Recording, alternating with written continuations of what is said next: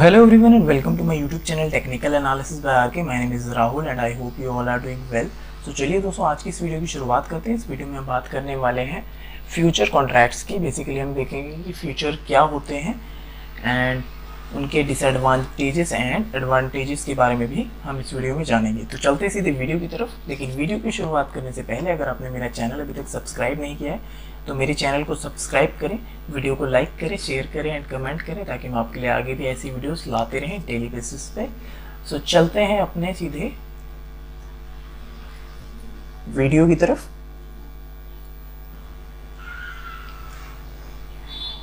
So there are four types of products in derivatives market in which first is forwards, then futures, options and swaps. In this video we are going to discuss about futures. So let's start the video. Futures. Now what is futures contract? Futures are derivative contracts that derive value from a financial asset such as a traditional stock, bond or stock index, and thus can be used to gain exposure to various financial instruments including stocks, indexes, currencies and commodities. So futures की value जो derive होती है वो होती है एक financial asset से। कोई भी फाइनेंशियल एसेट हो सकती है, उसमें स्टॉक हो सकता है, बॉन्ड हो सकता है, स्टॉक के इंडेक्स हो सकते हैं और डिफरेंट करेंसीज और कमोडिटीज भी उसमें हो सकते हैं। So as the price of sugar cane will rise, the prices of sugar will always rise. तो in this case sugar is a kind of derivative of sugarcane. So when the price of sugarcane rises, the sugar's price will definitely rise. It's a nature basically because it's a derivative. Sugar is a derivative of sugarcane. That's the reason when the prices of sugarcane will rise, the prices of sugar will definitely rise. And in the next scenario we can see when the prices of sugarcane will decline or they will go down, then the price of sugar will also go down. So this is the nature of derivatives. Next, futures are a great vehicle for hedging and managing risk. If someone is already exposed to or earns profit through speculation, it is primarily due to their desire to hedge risks. तो futures के through हम hedging भी कर सकते हैं। Basically अगर आपके पास एक पर्टिकुलर स्टॉक डिलीवरी में पड़ा हुआ है और आप उसको हैज करना चाहते हैं या फिर अपना एक लिमिट जो रिस्क जो होता है आपको उसको कवर करना है, तो बेसिकली उसके लिए आप फ्यूचर का यूज़ कर सकते हैं। The next one is a future contract is similar to a forward except that the deal is made through an organised and regulated exchange rather than being negotiated directly between two parties. Indeed, we may say futures are exchange traded forward contracts. The basic difference between the future and forward contract is कि future contract जो होते हैं वो exchange में trade होता है और जो forward contract होता है वो OTC यानी कि over the counter होता है। The next one is since the future contracts are traded on an exchange, the terms and condition of contracts cannot be customized. In our last video, as we have seen कि जो OTC यानी कि forward contracts होते हैं उसमें हम जो terms and conditions हैं वो अपनी सुविधा के अनुसार उसको हम कस्टमाइज कर सकते हैं, but in case of future we can not do that because futures are standardise contracts which are being traded on exchange. So exchange will decide the terms and condition of those contracts. So now the advantages of futures contract.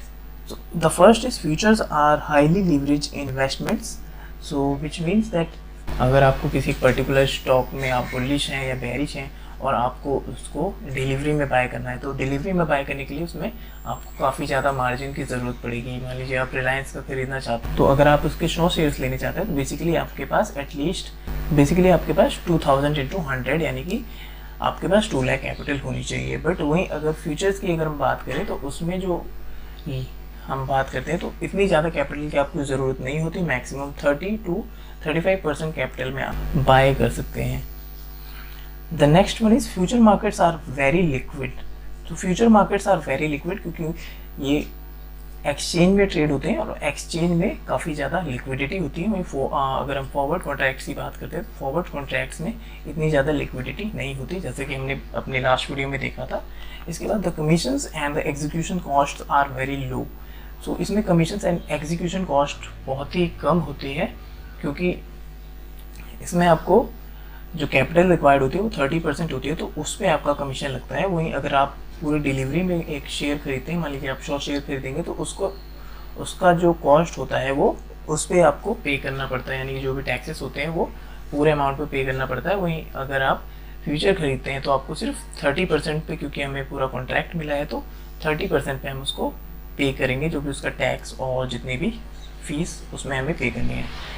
इसके बाद speculators can make faster money because the futures are highly leverage. जैसे कि हमने रिलायंस की बात करी कि उसमें 100 शेयर्स लेने के लिए हमें 2 लाख चाहिए होते हैं, वही जो फ्यूचर्स होते हैं तो वो 35% की अमाउंट पे उस पर ले सकते हैं। तो एटलीस्ट आपको वो 100 शेयर्स का जो अमाउंट है यानी कि 2 लाख, उस पर आपको एटलीस्ट इसमें 3 लॉट्स मिल जाते हैं। तो यानी कि अगर आपका रिलायंस का प्राइस 10 रुपीज़ पर शेयर पड़ता है, तो बेसिकली अगर आपके पास डिलीवरी होती तो आपको सिर्फ 10 रुपये मिलते हैं। वहीं अगर आपने इसका एक फ्यूचर्स बाय किया है तो इसमें आपको 30 रुपये मिलेंगे, क्योंकि आपको इसमें 3 टाइम्स की लीवरेज मिल जाएगी।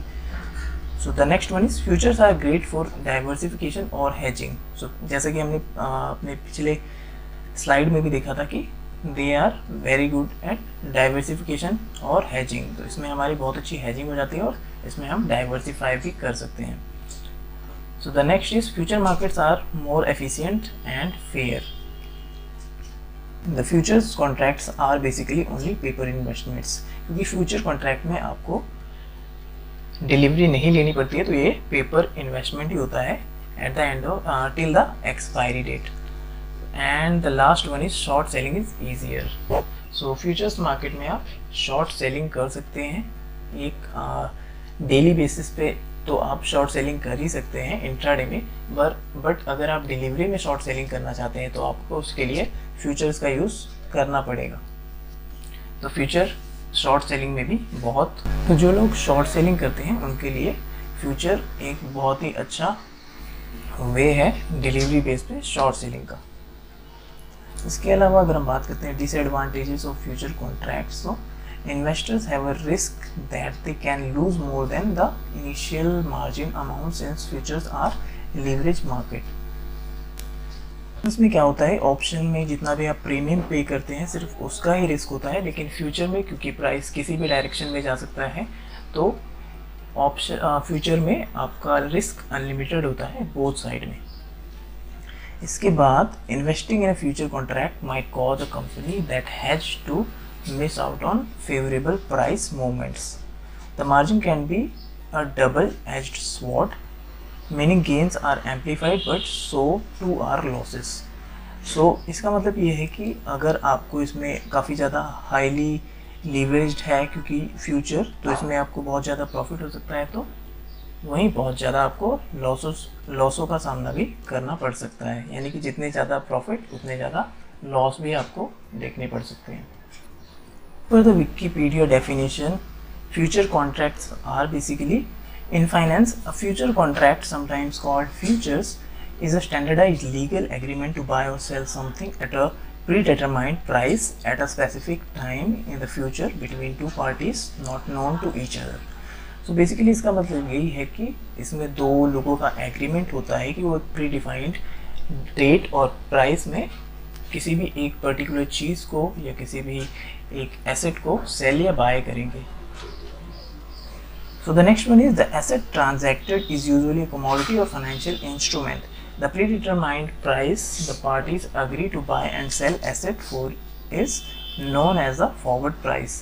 So forward कॉन्ट्रैक्ट के बारे में हमने अपने पिछली वीडियोस में ऑलरेडी डिस्कस किया हुआ है। इसके बाद the specified time in the future which is when delivery and the payment occur is known as delivery date, यानी कि जो उसमें डिलीवरी डेट होती है या कॉन्ट्रैक्ट जिस दिन एंड होता है उसको कहते हैं delivery date, because it is a function of an underlying asset. A future contract is a derivatives products. So चलिए दोस्तों, आज की इस वीडियो में इतना ही, मिलते हैं नेक्स्ट वीडियो में, तब तक के लिए goodbye and take care. Do not forget to like our video, subscribe our channel and press the bell icon for upcoming video updates.